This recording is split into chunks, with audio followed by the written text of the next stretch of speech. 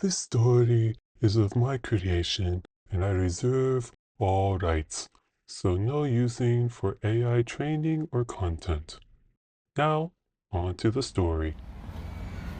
Beep, beep, ring-a-ding, cling.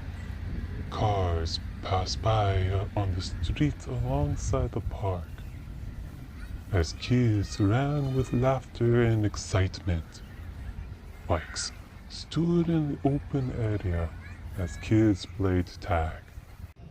Helen watched quietly as she sat in her swing. Suddenly, a big push from behind sent her flying in the air as she let out a gasp of joy. Crow's feet planted firmly in her eyes as she could not wipe away the smile.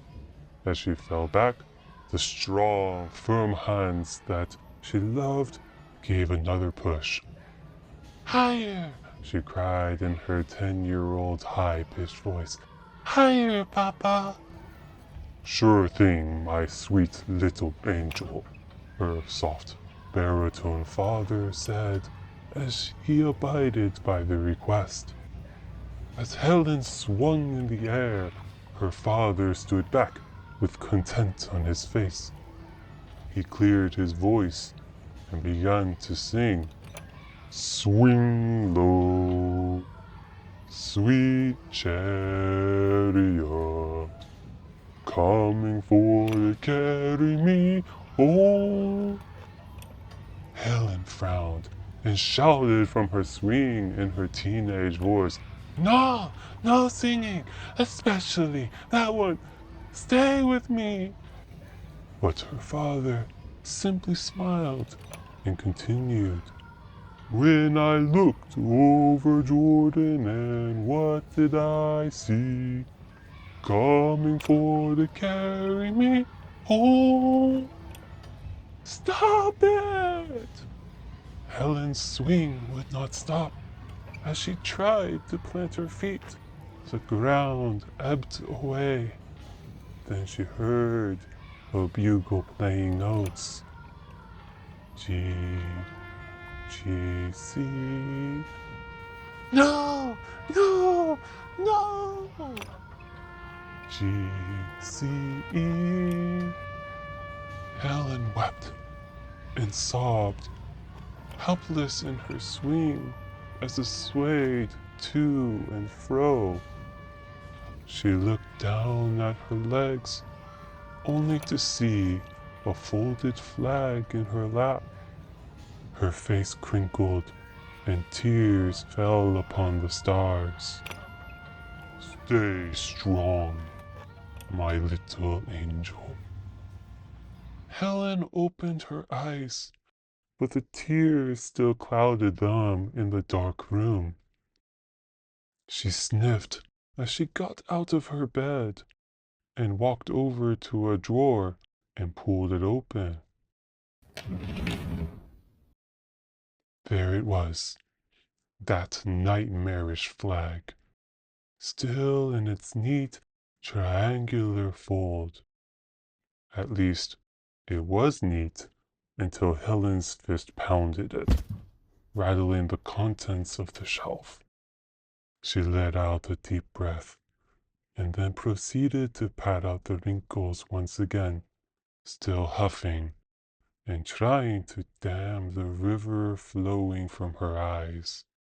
"Papa," she muttered before falling to her knees.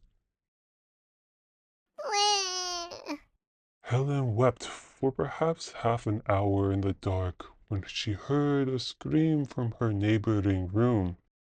She wiped the tears from her red eyes and walked out calmly. She knocked on the door, saying, "Davy?" She opened and saw the 5-year-old crying with anguish in his face. "It's dark," he bellowed.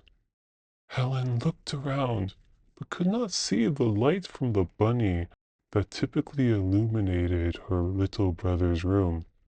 Though as she had been awake for quite a while, she could clearly see her brother. She glided to his bedside and reassuringly said, "It's okay. I'm here. Your mother is here too.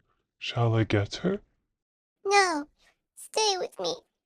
Helen pursed her lips and gazed into her brother's face. She gave him a bear hug. "Of course I'll stay. No one is as precious as my little Davy."